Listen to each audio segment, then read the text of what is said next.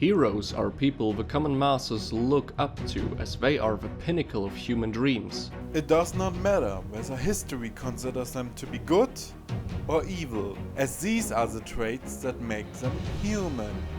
This video's serious purpose is to look into the way the Fate franchise handles these legends based on their profile in Fate Grand Order. This video is about Marie Antoinette in the class of Rider. Austrian-born Marie Antoinette was surely the most infamous queen of France. In Grand Order, she greets us in the form of a young girl with a particular love for the phrase "Vive la France." Her pale skin, accentuated by her white hair, most likely a wig, reflects the beauty ideals of her time, just as her light blue eyes captivate the player, just as the ones of her historical self must have. While the early stages of her character depict her in a fancy red dress, which is quite fitting due to the fact that young Marie loved to participate in hunts, wearing a red attire with a hat. Her later ascensions clearly depict her in a luxurious white dress, as one would expect of a queen. The modernized design and her youthful appearance are easily explicable by the fact that young Marie was married at the soft age of 14 already to the Dauphin of France, who would eventually be crowned King Louis XVI. Yet, she was some sort of teen idol even back then, as she hailed from the great house of Habsburg, a French queen whose genealogy is related to the House of Habsburg. In the 18th century, she was the queen of Louis XVI. Her existence symbolized the rule of nobility of the European world. In an age of discord, where the authority of royalty was being lost, she lost her life to the changes of the world.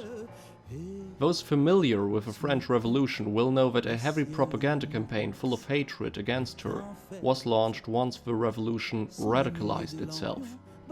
An infamous example was her alleged statement that the hungry people without bread should just eat cake instead.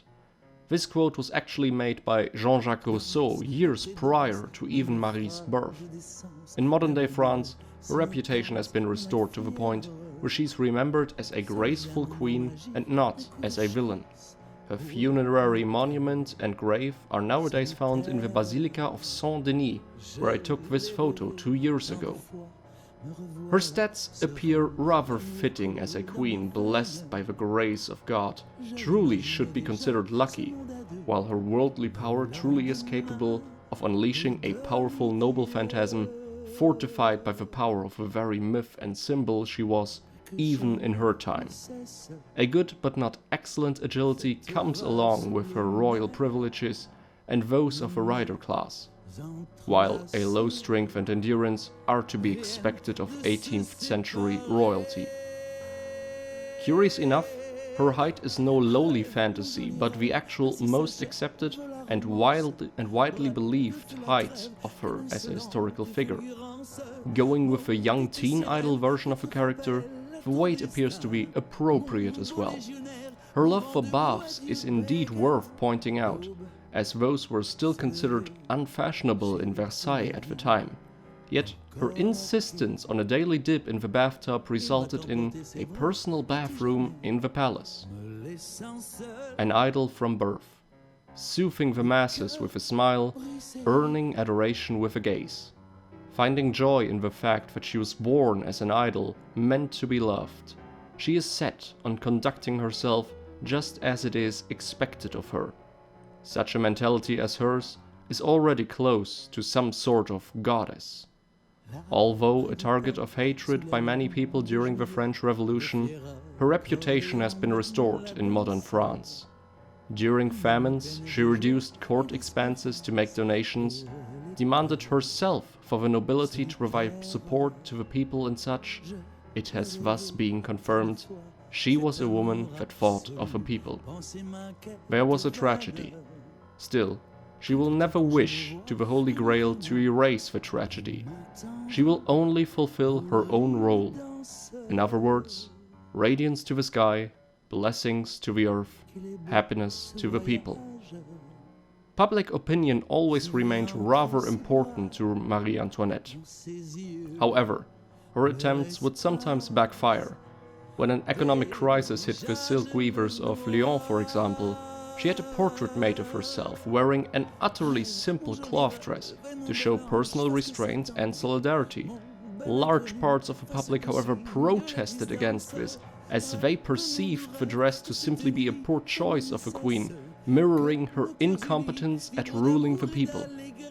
The reason for her post-mortem rehabilitation lies largely in those actions she took to help the common people, however.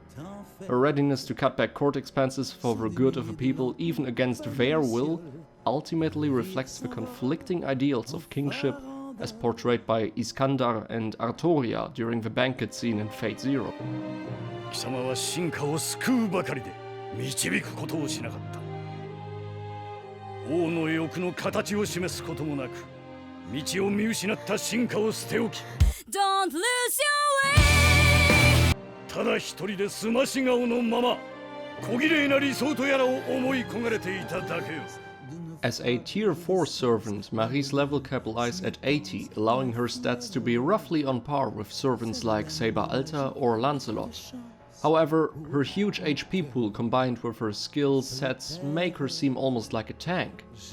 Her three active skills are Rank C, Alluring Nightingale, the chance to charm an enemy of the opposite gender, just like Dirmut attempted to do with Artoria in Fate Zero. Rank A, Princess of Loveliness. The willingness of a people to protect their beloved ruler grants her invincibility against a certain number of hits and a temporary HP regeneration. Rank B, Grace of God. Destined to rule by higher powers, Marie can gain new mental fortitude, shielding her against debuffs of that nature, while also recovering from damage. Additionally, she possesses two passive skills. Rank C, Magic Resistance.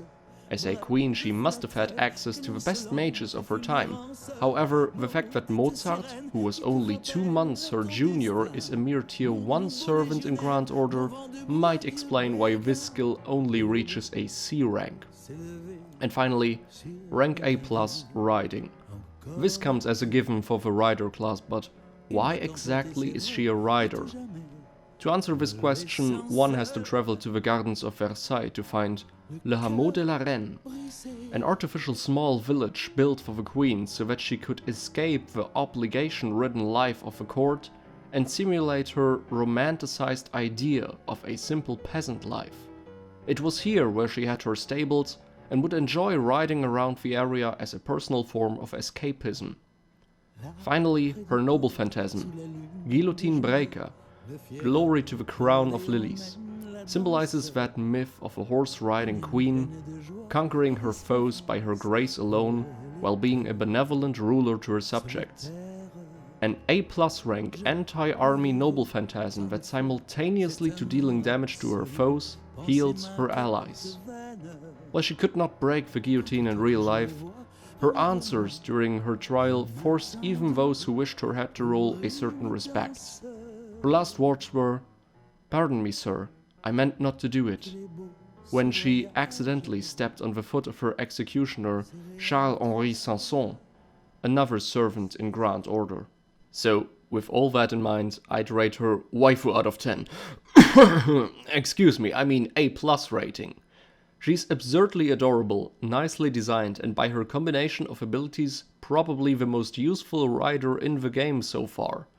Her representation in the Fate universe could not have been better, in my opinion.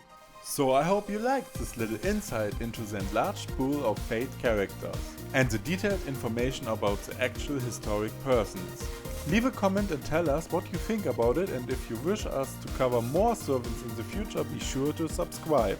In the next episode we will take a look at either the famous Austrian musician known as Mozart or the infamous assassin-like murderer Shiki. If you want us to take a look at a certain character, then also let us know in the comments down below. And until then, remember, people die when they are killed.